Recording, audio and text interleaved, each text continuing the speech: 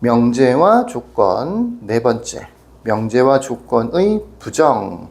대체로 조건을 부정하는 경우가 많아요. 예, 명제를 부정하는 경우는 많지는 않습니다만은 아주 간단한 형태의 명제 같은 경우에는 부정도 나오기도 해요. 첫 번째, 명제 또는 조건 P에 대해서 P가 아니다 라고 하는 것. P에 대해서 P가 아니다 라고 하는 것. 이걸 뭐라고 하느냐면 P의 부정이라고 하는 거예요. 예를 들어서 X는 4의 약수이다.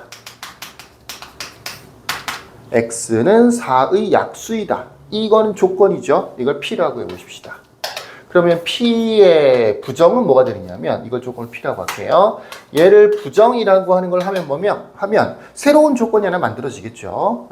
P랑 관련되어 있는 새로운 조건이 하나 만들어지는 겁니다. 뭐냐? X는 4의 약수가 아니다라고 하면 되겠죠. X는 4의 약수이다. 부정을 하면 X는 4의 약수가 아니다. 무엇이다, 무엇이 아니다. 물론 반대로 얘를 부정하면 얘가 되는 거겠죠. 이런 식인 거예요. 자, 어떤 명제 또는 조건 P에 대해서 P가 아니다라고 하는 것을 P의 부정이라고 하는 거고요. 부정이라는 걸 해보면 새로 어떤 조건이 만들어지는 거죠. X는 4의 약수가 아니다라고 하는 조건이 하나 만들어지는 겁니다. 이걸 기호로는 어떻게 쓰느냐? 앞에다가 물결무늬를 하나 붙여요. 이렇게요.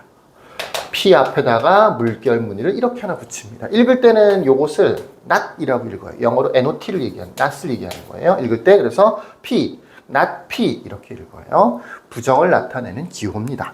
not P와 같이 나타낸다. 명제도 마찬가지예요. P라는 명제가 예를 들어서 이는 소수이다 라고 했습니다.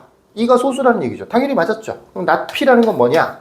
이는 소수가 아니다가 되는 거겠죠. 이렇게요. 명제에 대해서도 뭐 간단한 명제죠. 이는 소수이다.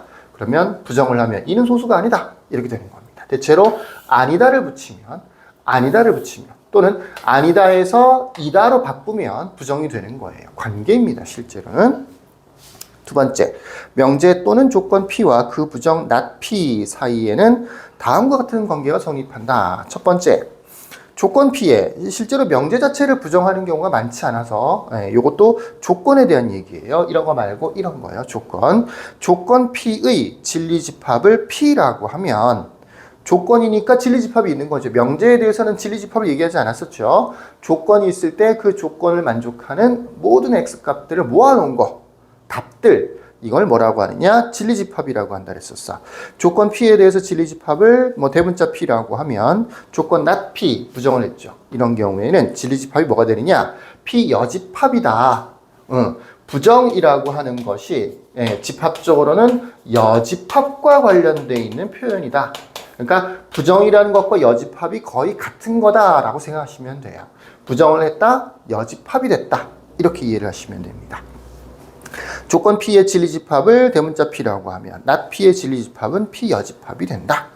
두 번째, not P의 부정은 다시 P이다. 그러니까 이것의 부정이 이건데 이걸 다시 부정하면 얘가 된다고요. 여집합으로 이해하면 훨씬 더 이해가 쉬울 수도 있죠. 이 집합에 대해서, 이 진리집합에 대해서 여집합이 얘다. 그럼 이거 여집합은 다시 얘가 되는 거겠지. 왔다 갔다 하는 거겠죠. 뭐 그런 식입니다. not P의 부정은 P이다. 세 번째, 그래서 그 기호는 한번 봐주세요. not P. not P에 대해서 다시 한번 부정을 한 거죠. 이런 경우에는 그냥 P가 되더라. 라는 것도 눈여겨봐두도록 하시죠. 집합적으로 옆에 빨간색으로, 자주색인가요? 네, 빨간색으로. P 여집합에 또 여집합은 P가 된다. 라고 표현이 되어 있기도 합니다. 세 번째, 명제 P가 참이면 not P는 거짓이 되고요. 명제 P가 거짓이면 not P는 참이다. 요거는 명제에 대한 부정을 얘기하고 있는 거죠. 위에 있는 1번, 2번은 조건에 대한 부정에 대한 얘기고 요거는 명제에 대한 부정입니다. 이게 참이죠. 이는 소수. 여기서 얘기하는 소수는 0점 얼마 이걸 얘기하는 게 아니고 약수가 2개인 자연수를 얘기하는 겁니다. 이는 소수가 아니다. 이건 거짓인 거죠. 그죠? 얘가 참이면 반대말을 하면 당연히 거짓말이 되는 거죠. 뭐 이런 식인 거죠. 당연한 거죠. 근데 어떨 때는 이 명제가 참인 걸 확인하기 위해서 오히려 부정을 이용해서 그러니까 어떨 때는 명제 자체가 참인지 거짓인지 확인하는 게 조금 더 쉬울 때도 있고 부정을 했을 때 참인지 거짓인지 확인하는 게 조금 더 쉬울 수도 있거든. 그래서 이제 왔다 갔다 하면서 참 거짓을 체크를 하는 경우도 있어요. 근데 기본적으로는 조건을 주로 부정을 하지 명제를 부정하는 경우가 그렇게 많지는 않아요. 간혹 가다가 한 번씩 보게 될 겁니다. 자, 이렇게 명제와 조건의 부정에 대해서 좀 배워봤습니다. 여기까지.